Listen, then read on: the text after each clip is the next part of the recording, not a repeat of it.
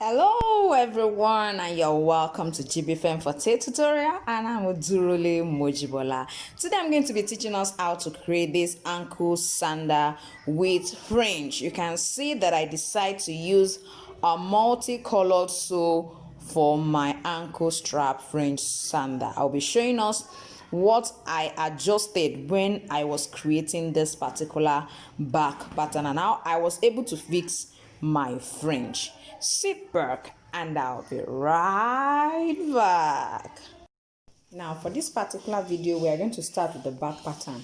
I've already explained to us how to create the back pattern, but for this particular one that I'm going to be making for a size 32 baby girl, I'm going to make use of a length of 9 centimeter, and as usual we are still going to stitch this side.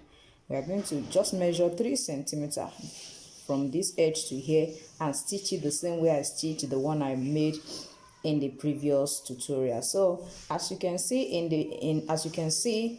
the picture, we have the strap passing through the back pattern. So what I did was I just created, you have to locate where the center is, measure about 1 centimeter away from this center, 1 centimeter away from this side too. So from here to here I measured 1 centimeter, from here to here 1 centimeter. The same thing is what I did from this edge too. So when I was through with it, I placed my strap on it. You can see that you are not seeing the two sides I punched. That's how it should be, so that it can perfectly fit it. I don't want it to be loose in any way, so that it can stand firmly on my ankle sandal with fringe. Now I'm just going to place it on this. I've already explained how to create back patterns, so I won't be going back to that. Although this one is not having a zip, it's just same as the other one. Just create your dart and then put your lining. You can decide to do the same thing you do for this particular the main leather. You can do it as well for the lining. And if you don't want to do it, you can see mine, I didn't stitch the inner part, so you can do the same thing if you don't want to stitch the two of them. So I'm just going to place it on it and then punch those sides out. As you can see now, I've punched the two of them and I've opened it. So we are going to insert it this way and then insert it this way. Don't forget that if I'm inserting one this way, it means this second one will go this way, so that I can have left and right. So this one is going to go the other way around. You can see I came from outside then inside. Now the ankle circumference will be determined by whatever size you are creating. This is for a size 32 and I use about 9. This is about 9 3/4 or 9.5 inch length. Now when I wanted to cut, I didn't cut 9.5, I cut about 10.5, so that by the time I fold my leather here, I will still have it to be long enough. So whatever measurement you make at the ankle, make sure that you had about 1 inch to it, so that by the time you fold your leather here for the buckle, it will still be enough for the baby girl's ankle. Don't forget, we are creating an ankle strap sandal with fringe. Now for the straps that we are going to be using, I've already taught us how to create all this, so let's not go back to it. Now this also, the width will be determined by your size. Now you cannot want to make this kind of ankle strap, fringe sandal width for let's say size 25, and you use this width. If you use this width, you find out that it will be very close to themselves on the baby's leg. That's what it means. It will be very close. You can see how this look like already. It will be very close. So you have to work with whatsoever width. And if you like this particular width, I use about 3 centimeter. So if you want to use the same width, you are free to use the same width. I want us to quickly go to the lesson. Since we already have our patterns already available now, let's quickly go to the lesson.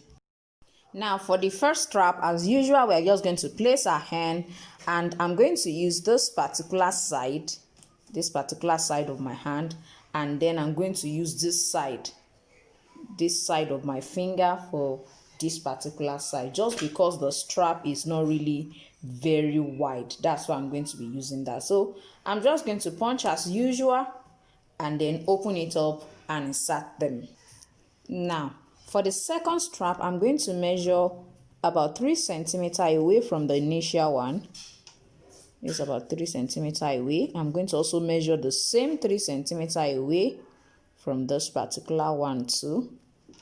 Don't forget it to be about 1 centimeter away from the edge. So I'm just going to place it as well and punch it for us to see.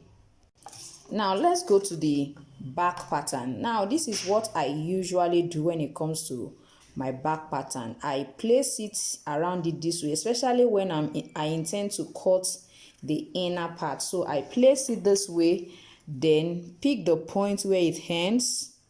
I'm going to pick where it ends here and where it ends here, although I'll go a little bit inward since it's going to curve this way. If you are going to be lasting your own outside it this way, so you just go ahead and apply gum and last it that way. But I'm going to cut the inner part of my insole and insert it into it. So that's the reason I'm trying to create that curve shape at the back. So I'm just going to pick the point. You have to be careful so that you pick this particular center for this one. You pick the center, then pick up the side and also pick the side. So what I'm going to do now is I'm going to create like a curve this way. So because that's the only thing that can guarantee a unique shape, so I'm going to try to create a curve that way. You can decide to carry the other sole and use it to create the curve, or you pick your pattern, the pattern you used to cut, and use it to create the curve at those edges. So as you can see, I've tried to create something here. I've created something here. So I'm just going to punch this side and punch this side and cut it this way out. Now you can see what I have after opening the back pattern. Now if you open and you find that it's not enough, you can decide to extend it. Now I want to quickly show us, if you don't want to follow the style I use, which I mean going this way, because most times if you go this way, you find out that by the time you open it, it will be short. It will not be enough for the whole width of the back pattern to enter. So what you can, another alternative is for you to place it this way. You can place it right on the sole this way if you want it to go into it. So but you ensure that you have a uniform shape all around so that it will stay perfectly. So you can fix it this way as well. You can start with one side, fix one side, try to draw it out. You can first of all do that on your main pattern before you transfer it. When you see that it is uniform, then you transfer it onto your inner sole. Please don't try to do that on your sole. I will suggest we do it on our pattern first before we transfer it into our inner sole. So now this is what we are going to use to measure the sizes of our fringe. Don't forget it's an ankle strap sandal with fringe. Now if you look at the fringe, starts from here, and that particular one you will find out that it went all around this way and then came on top of this. So this is the way you can use to measure the length you will be needing. So I've already crossed it over it. I want us to see it. I've crossed it over it. So I'm just going to let it go this way. So it means I need about 3.5 lengths. That's the length that I need for the first one. Now the next one I'm going to measure from this second strap because I'm going to be stitching it here. So that is going to be, and I'm going to make it's going to stop at this particular side. So it's going to be 1.5. That's 1.5 the length. This one is 3.5. This one is 1.5. Then the next one is going to be, I'm going to place it here, and that is going to be 2 inch. So we have 3.5, we have 2 inch, and we also have 1.5 inch. So those are the lengths of the fringe. Now, how wide you want it to be, I will say you are free to determine that by yourself. So you can place it here. If you want it to be this wide, you know it's going to be at the center here, you can make it 3 inches for the two of them. I mean the width. Now for the front, if you want it to be this wide, fine. If you don't want it to be this wide, you can just make it about 2.5 for this particular side. So although it's not going to stay here, but you know by the time you cut the fringe, it's going to still lay on this particular front. So you can start to use 3 and use 3. Then for this side, you have to be careful because that one too has to be measured. You can see it. You can make use of 3 if you want it to go this way as well. So let's quickly measure our fringe and then let me show us, because what you are going to do is you are going to fix it on it, except for this particular one that is going to go over it this way. This is the only one that will go over it this way. Others, you are going to stitch it on it. The first one will go over this way. The next one you will stitch it here. The next one you are going to stitch it here. You can decide to do the stitching if you have already measured it using your pattern as you are stitching the lining to the upper leather. So you might have fixed your fringe at that point in time. So for me, but I just want to show us how I got the measurement for my fringe, the width and the width, the length and the width. That's why I decided to bring it this particular way. So let me quickly go to the fringe. Now I've cut out my fringe. You can see I've tried to gum it on this. I told us I'm going to put one on this side, and the second one I'm going to put on this side. So what I'm going to do now is I'm going to remove it. I've fixed for this one. I told us I'm going to just fold it this way so that it can pass through the ankle. You can see how it's going to look like. I've not cut them out, but I'm going to ensure that I stitch them down. I stitch this side down too for us to quickly see. You can see what I have after stitching this side, then stitching the other side. So you can see the way I stitch it down and the way they are perfectly linked. So this is how it's actually going to look like. If you want yours to go around the baby girl ankle, you can make it go around. This is how we go about our fringe. All I did was just try to cut through the leather I cut. I just decided to cut through them into strips like this just to create the fringe. So what I'm just going to do next is the same position I placed this, I'm going to place the second leg as well, then last it, and then go ahead with the bottoming. You can see how beautiful this looks. Now I've already last it. I just want to bottom it. You can see what I created. I just tried to create like a beveled wedge. It looks like a wedge.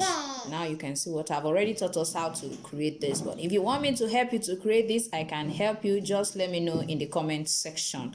Now I'm just going to go ahead and last it.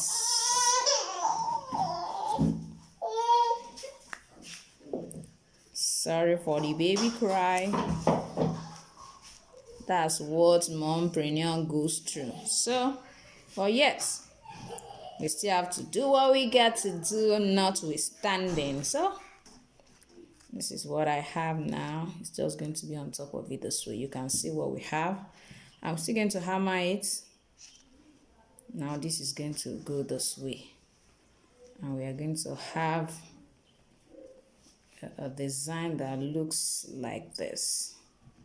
At the end of the day, you can see what we have. So I'll just quickly go ahead and finish the edges for us to see what the final result looks like.